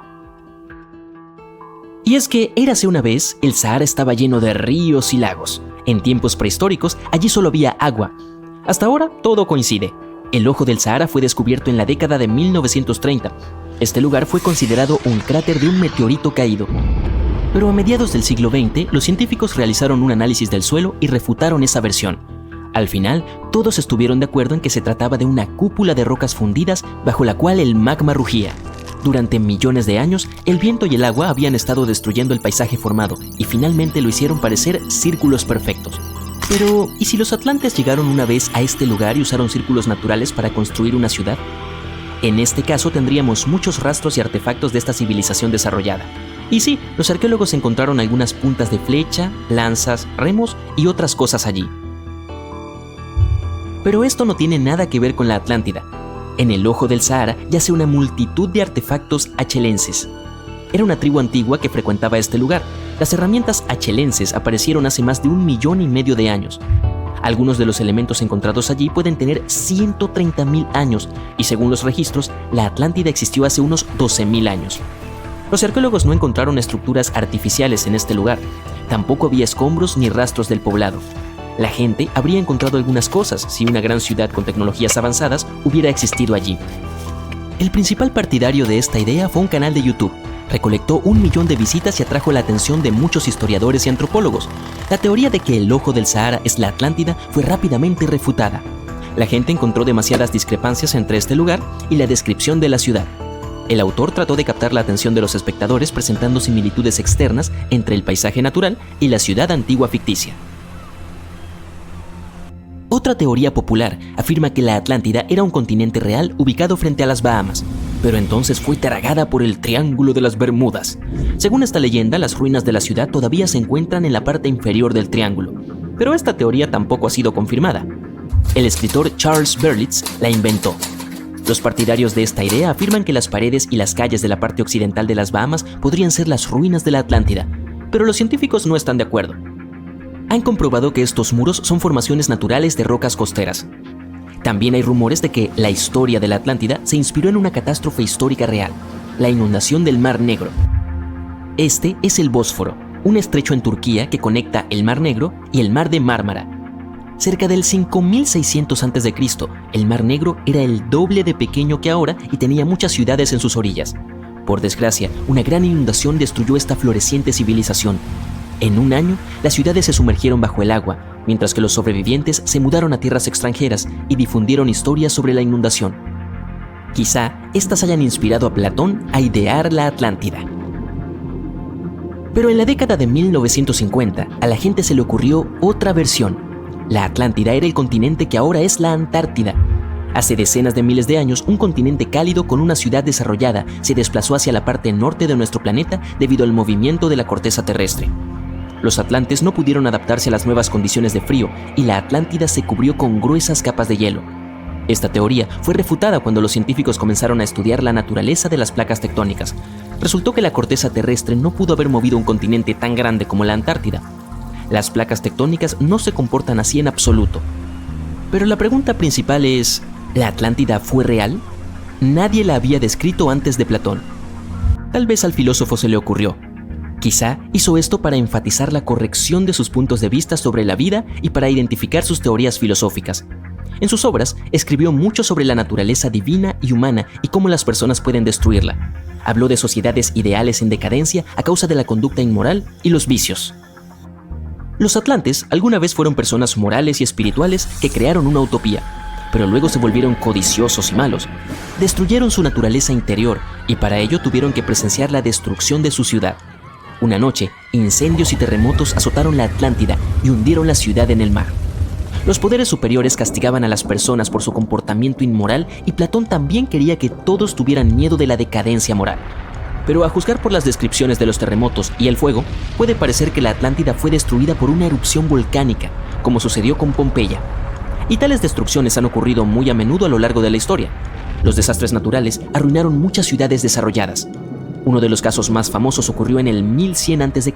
en el mar Mediterráneo, cuando una erupción volcánica destruyó la sociedad minoica altamente desarrollada. Esta civilización existió durante unos 2000 años. Estas personas vivían principalmente en las islas de Creta y Santorini, ubicadas al norte de Creta. Los minoicos tenían hermosas casas, un sistema de alcantarillado y una economía desarrollada. Se dedicaban a la agricultura, cultivaban frutas y verduras, pintaban frescos y fabricaban joyas. De hecho, fueron los fundadores de la talasocracia, un imperio basado en el mar. Vivían de la pesca, la piratería y el comercio marítimo. Al mismo tiempo realizaban rituales crueles y su forma de vida estaba lejos de ser moral. Estaban acostumbrados a los terremotos en la isla de Santorini, por lo que reforzaron los muros de la ciudad con vigas de madera. Pero no sabían lo que era una erupción volcánica, y cuando el olor a azufre apareció en el aire, no sospecharon la catástrofe inminente. Cuando el volcán derramó toneladas de lava y ceniza, todos los habitantes abandonaron sus hogares y trataron de escapar, pero no pudieron. La erupción y el terremoto desencadenaron un tsunami. Una gran ola inundó la parte costera de la isla de Creta. Esto afectó duramente a la economía de los minoicos y destruyó el puerto. Luego, los extranjeros atacaron Creta y finalmente destruyeron la civilización desarrollada. Algunos historiadores piensan que Platón podría haberse referido al imperio minoico al describir la Atlántida. Usando su ejemplo, mostró cómo las acciones inmorales pueden destruir a las personas. Hay misteriosas burbujas de plasma flotando alrededor de las pirámides de Giza. Por extraño que pueda parecer, aclaremos algo desde el principio. Aquí no está sucediendo nada extraterrestre. Las burbujas de plasma son anomalías climáticas que se forman en una capa de la atmósfera terrestre llamada ionosfera. Esta es una capa invisible que rodea nuestro planeta y se extiende aproximadamente desde los 80 hasta los 643 kilómetros por encima de la superficie terrestre, justo en el límite del espacio. En esta capa, el Sol, siendo la gran fuente de energía que es, calienta los gases dividiéndolos en partículas eléctricamente cargadas llamadas plasma. Aquí es donde se pone interesante. Por la noche, más específicamente cerca del ecuador, estas partículas cargadas se alteran. Y cuando un grupo de ellas desaparece de repente al mismo tiempo, se forma lo que llamamos una burbuja de plasma. Imagínalo como un gran bolsillo vacío donde el plasma falta o su cantidad está reducida. Pero solo se considera una burbuja de plasma si este fenómeno ocurre a gran escala, típicamente de unos 100 kilómetros de tamaño. Si ya estás preparando tu maleta para ir a Egipto y has puesto binoculares para mirar las puntas de las pirámides, lamento decirte que no podemos ver estas burbujas de plasma a simple vista. Todo esto ocurre muy por encima de nuestras cabezas, completamente invisible para nosotros. Los científicos necesitan usar equipos especiales como el radar ionosférico de largo alcance de latitud o LARIT para detectar estas burbujas. Esta tecnología avanzada ayuda a los investigadores a seguir y a observar el movimiento y la formación de burbujas de plasma en tiempo real. Esta formación, por cierto, puede ser desencadenada por tormentas solares. Eso nos lleva a noviembre de 2023, cuando ocurrió una impresionante tormenta solar. En una escala de 1 a 5, esta fue clasificada como G3, lo que se considera un evento fuerte. Las tormentas solares ocurren cuando las manchas solares, que son básicamente áreas más frías y oscuras en la superficie del Sol, liberan estallidos de energía al espacio. Estas erupciones provocaron varias tormentas geomagnéticas en la Tierra. Aunque esto pueda sonar apocalíptico, no alteró demasiado nuestra vida diaria. De hecho, fue una gran noticia para los observadores del cielo, ya que la tormenta solo creó impresionantes auroras, y la aurora boreal se pudo ver tan al sur como Grecia y Turquía. Pero esta tormenta en particular del 2023 también tuvo una consecuencia interesante. Provocó la burbuja de plasma más grande jamás registrada sobre el radar chino. Este fenómeno fue tan masivo que cubrió regiones tan distantes como las pirámides de Egipto y las islas Midway en el Océano Pacífico. Ahora bien, esa es una distancia enorme y es un asunto importante para la ciencia. Y eso es porque las burbujas de plasma son una amenaza creciente para la tecnología moderna. Los expertos dicen que puede interrumpir las comunicaciones por satélite y los sistemas GPS. Así que si estás usando Google Maps o Waze y de repente no puedes determinar tu ubicación, una burbuja de plasma podría ser la culpable. Genial, ahora sabemos qué está ocurriendo con esas burbujas detectadas sobre las pirámides de Giza. Pero las cosas se ponen aún más extrañas dentro de esta gran construcción.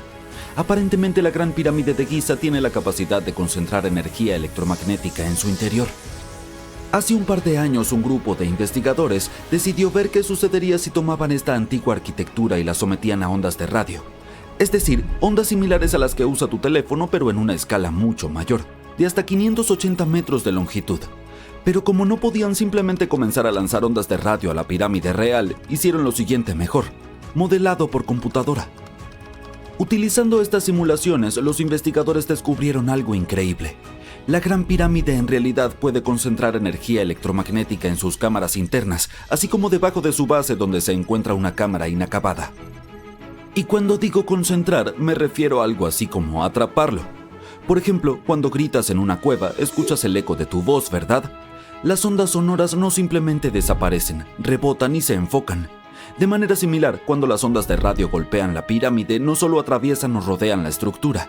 En su lugar son absorbidas, rebotan y se enfocan dentro y debajo de la construcción. Pero nuestra lista de fenómenos misteriosos que rodean a las pirámides egipcias no termina ahí. Dentro de la pirámide hay un pasaje largo y estrecho que conduce a lo que se conoce como la Cámara del Rey. Esta sala se encuentra en el centro de la pirámide y se cree que fue el lugar de descanso final del faraón Keops, el antiguo líder egipcio que encargó toda esta estructura hace más de 4000 años. Cuando los visitantes entran en la cámara del rey, normalmente dos cosas los impactan: la increíble acústica de la sala y su estructura pesada e imponente que está completamente revestida de granito rojo. Recientemente los científicos comenzaron a conectar estos dos hechos. Algunos investigadores ahora creen que la cámara del rey podría atrapar o captar la energía sonora generada en otras partes de la pirámide. En otras palabras, esta sala podría haber sido diseñada para amplificar el sonido de una manera que ninguna otra cámara en la construcción puede. Para probar esta teoría, los investigadores llevaron a cabo un experimento donde cantaron en la cámara de la reina, que se encuentra justo debajo de la cámara del rey. Y aquí es donde la historia se pone interesante. La música no se podía escuchar en las salas subterráneas inferiores de la pirámide, pero sonaba fuerte y clara en la cámara del rey. Una posible explicación para esto es el tipo de piedra utilizada en la cámara del rey: el granito rosa. El granito es conocido por sus propiedades piezoeléctricas, lo que significa que puede absorber energía de su entorno, como las vibraciones sonoras, y convertirla en energía eléctrica. Esto sugiere que la acústica única de la cámara podría deberse a algo más que solo la forma de la sala. Podría ser que el propio granito desempeñe un papel en la amplificación y concentración de las ondas sonoras. Según los científicos, estos descubrimientos abren un campo de investigación completamente nuevo sobre el potencial de la pirámide. ¿Podrían los antiguos egipcios haber aprovechado de alguna manera la energía creada por las ondas sonoras o incluso las vibraciones naturales de la Tierra? Puede parecer descabellado, pero considerando que las propiedades piezoeléctricas del granito están bien documentadas en la ciencia moderna, no es del todo imposible. ¿Quién sabe? Tal vez solo hayamos arañado la superficie de lo que las pirámides eran realmente capaces de hacer. Hablando de apenas rascar la superficie, hay aún más en qué pensar, como ¿cómo las pirámides acabaron en una ubicación tan perfecta? Parece que los constructores alinearon la Gran Pirámide con los puntos cardinales, lo que significa que sus lados están casi perfectamente alineados con las 4 direcciones principales: norte, sur, este y oeste. Existen muchas teorías sobre cómo lo hicieron, pero un estudio sugiere que los egipcios podrían haber usado el equinoccio de otoño para lograr esta alineación perfecta. Durante el equinoccio, el sol sale y se pone directamente en el este y el oeste. Es probable que esto les haya facilitado a los constructores usar la posición del sol como guía. Al observar el sol durante este periodo, podían asegurarse de que las pirámides estuvieran posicionadas correctamente. Si consideramos todas estas cosas extrañas acerca de las pirámides, me refiero a su alineación perfecta, la capacidad de concentrar ondas de radio y los materiales utilizados en las cámaras que podrían generar energía eléctrica. ¿Podría ser que el verdadero propósito de las pirámides sea en realidad mucho más complejo que simplemente ser tumbas? Bueno, Nikola Tesla lo pensaba así. Se dice que el famoso inventor e ingeniero estaba un poco obsesionado con las pirámides de Egipto y se preguntaba si podrían ser en realidad enormes transmisores de energía. Creía que la forma y posición de las pirámides podría ayudarles a funcionar como grandes generadores capaces de producir energía libre e ilimitada. Algunos investigadores coinciden con Tesla y creen que estos monumentos masivos podrían haber sido diseñados como enormes plantas de energía. Según su teoría, los constructores podrían haber descubierto cómo mover iones, esas partículas cargadas eléctricamente en la atmósfera, colocando materiales como cobre, oro y plata alrededor de las pirámides. Así que definitivamente es posible que los antiguos egipcios hayan creado una fuente de energía sostenible y renovable. Aunque es una idea muy interesante, no hemos podido confirmar esta teoría y el verdadero propósito de las pirámides sigue siendo uno de los mayores misterios de la humanidad. Imagina que te eligen para responder una de las preguntas más importantes de la historia. ¿Cuál fue la primera civilización en la Tierra? La descripción del trabajo es sencilla, pero la tarea es sumamente desafiante. Necesitas desenterrar la prueba de la primera civilización oficial del mundo. ¿Fueron los sumerios en la antigua Mesopotamia o los antiguos egipcios esparcidos a lo largo del río Nilo? No es por ponerte nervioso ni nada, pero la historia está, literalmente, en tus manos. ¡Buena suerte! Ya que no puedes retroceder en el tiempo y visitar la antigua Mesopotamia para obtener las respuestas a tus preguntas, tendrás que investigar en las bases de datos de museos para encontrar algunas pistas. Lo primero es lo primero. Necesitamos una definición de lo que se considera una civilización. No se trata solo de miles de personas agrupadas y viviendo en armonía. Existen algunos elementos clave que, en conjunto, convierten a un grupo de personas en una civilización. como, por ejemplo, el dominio del urbanismo, también conocido como la construcción de ciudades, los sistemas de irrigación y la escritura. Decides comenzar tu búsqueda sumergiéndote en la historia de los sumerios, que hoy en día ostentan la posición de la primera civilización del mundo. Ahora, imagina ser el primero de tu especie. Esto significa no tener ejemplos externos. Más bien, significa empezar desde cero. Lo primero que necesitarás, un pedazo de tierra. Y como en aquel entonces no existían compañías de agua activas en el mundo, necesitarás un terreno con fácil acceso al agua. Entonces, los sumerios se asentaron entre dos ríos importantes conocidos como Éufrates y Tigris en el sur de Mesopotamia alrededor del año 5000 a.C. Un dato curioso: Mesopotamia se traduce como tierra entre dos ríos. En un mapa actual, se ubicaría más o menos donde hoy se encuentra Irak. Junto con la tierra, una civilización necesita medios para obtener alimento. Los sumerios tuvieron que enfrentar un clima seco y caluroso, pero lograron hacer que la agricultura prosperara en la región. Al desviar las aguas de los ríos y crear embalses y presas, los sumerios permitieron que surgiera una serie de asentamientos en las llanuras mesopotámicas. La famosa Babilonia fue uno de ellos. Ya sabes, la ciudad que supuestamente tenía aquellos jardines colgantes. Digo supuestamente porque no se ha encontrado prueba concluyente de la existencia real de este monumento. Sin embargo, fue considerado una de las 7 maravillas del mundo antiguo y mencionado como una hazaña notable de la ingeniería en un libro antiguo publicado alrededor del año 290 a.C. Aunque no se encontró registro alguno de los jardines de Babilonia, los sumerios eran reconocidos como constructores sumamente hábiles. Sus ciudades estaban llenas de construcciones de ladrillos de barro, y las más impresionantes eran conocidas como zigurats, pirámides escalonadas que eran construidas con fines espirituales. Los sumerios construyeron una red de comercio para suplir la escasez de recursos y comenzaron a intercambiar bienes con civilizaciones emergentes cercanas, como Anatolia y Egipto. El inicio del comercio fue lo que llevó a los sumerios a desarrollar lo que se cree es el primer sistema de escritura del mundo. Comenzó como algo simple, probablemente datado alrededor del año 3400 a.C. En este sistema, cada sílaba era representada con un dibujo. Más tarde, evolucionó de forma gradual hasta convertirse en un sistema de escritura cursiva completamente desarrollado. ¿No me crees? Échale un vistazo a esta pieza de los tiempos babilónicos. Esta enorme placa de basalto se llamaba Código de Hammurabi. Es conocido como la primera colección de leyes escritas de la humanidad.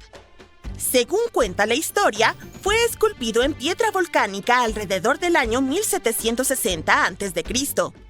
Observa la precisión de estos grabados. Es realmente asombroso.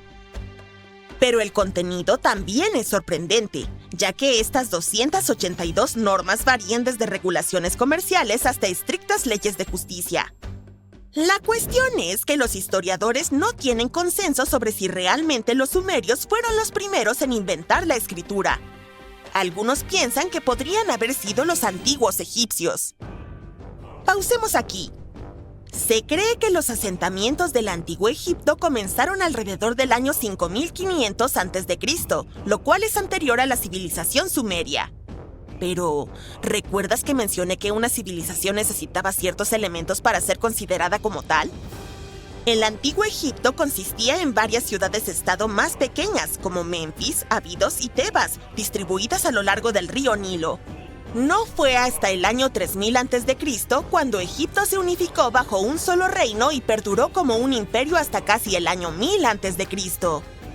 Aunque no existe un consenso al respecto, algunos expertos en Egipto creen que pudieron haber sido inmigrantes sumerios quienes fundaron los primeros asentamientos egipcios. La prueba podría ser la presencia de sellos cilíndricos hechos de piedras duras, algo que era ampliamente utilizado en Sumeria.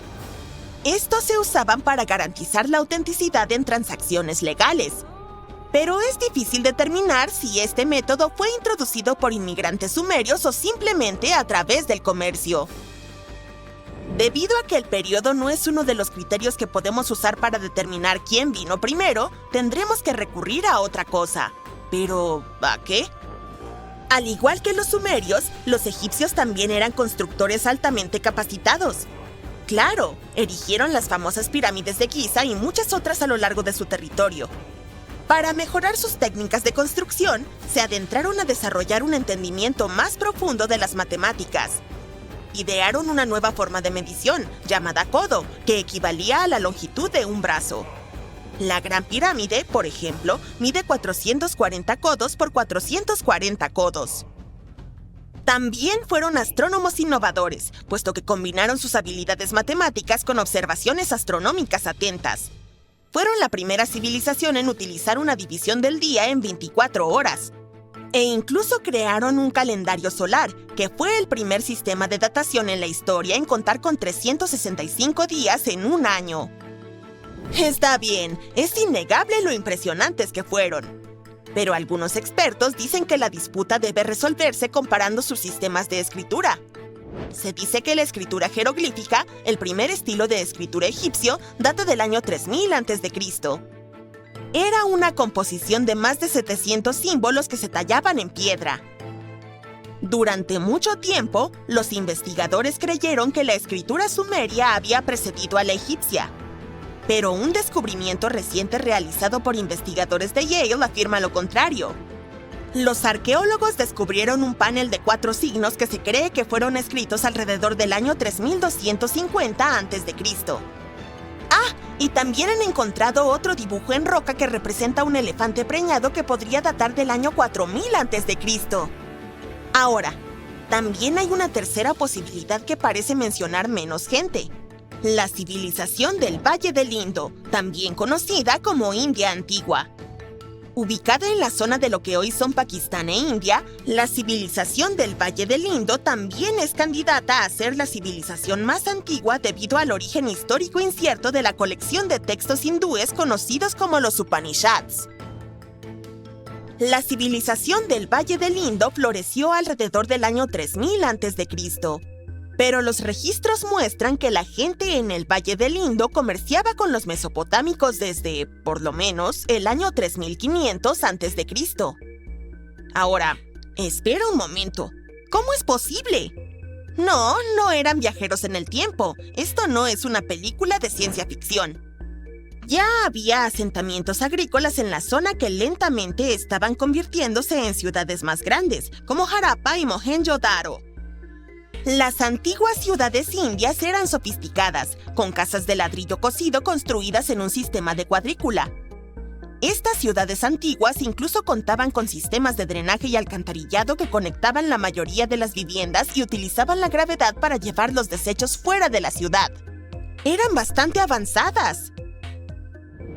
También eran una civilización extremadamente religiosa, y las creencias hindúes estaban en el centro de sus prácticas. A pesar de eso, sus ciudades no estaban llenas de edificios espirituales. De hecho, el más importante de Mohenjo-Daro era un baño público. Interesante, ¿verdad? Ahora bien, ¿por qué no podemos saber si fueron la civilización más antigua de la Tierra?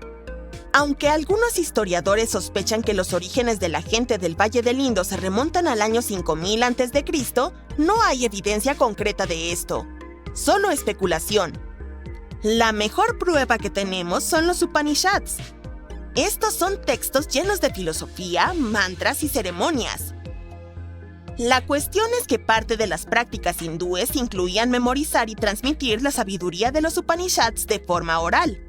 Por lo tanto, pasó un tiempo antes de que se convirtieran en un texto escrito. Bueno, yo diría que los historiadores no están completamente seguros de cuál fue la primera civilización del mundo. Solo podemos suponer en este punto. Pero, ¿quién sabe qué nuevos descubrimientos podrían revelar? ¿Has oído hablar de Göbekli Tepe? Es un antiguo sitio en Turquía que literalmente hizo que los historiadores reescribieran los libros de historia. Hace más de 11.000 años, un grupo de humanos prehistóricos creó una enigmática obra maestra que es incluso más antigua que Stonehenge. Antes de su descubrimiento, los arqueólogos creían que las personas no conocían el hierro y no eran buenas haciendo cerámica. Estaban seguros de que la vida sedentaria solo surgía con la necesidad de agricultura. Pero Göbekli Tepe cambió esta creencia. El lugar ha revelado que fue el templo el que allanó el camino para una vida sedentaria, no la agricultura. Hasta este descubrimiento, los investigadores creían que la agricultura era el catalizador de la vida sedentaria. Conoce al profesor Schmidt, el hombre cuyos hallazgos cambiaron esta teoría. Él logró demostrar que las comunidades de cazadores-recolectores sentaron las bases de este modo de vida.